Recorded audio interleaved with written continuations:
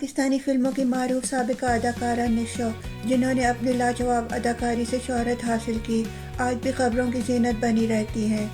ان کی مشہور فلموں میں رنگیلا، جال، ٹائیگر گینگ، بازی، انسان اور گدھا، کبرا عاشق، بہشت، فرض اور شکوہ شامل ہیں۔ حال ہی میں نشو کو فلم باجی میں بھی دیکھا گیا، جس میں میرا نے ان کی بیٹی کا کردار ادا کیا۔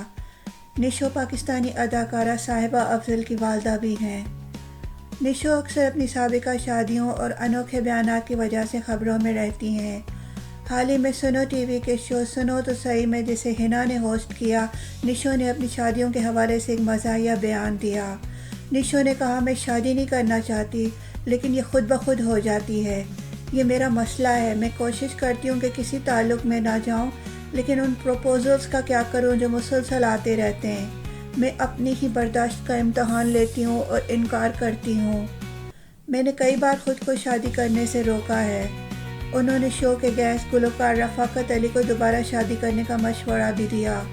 یہ نشو کا منفرد انداز اور مزاحیہ انداز ان کے مداحوں کو خوب محظوظ کر رہا ہے۔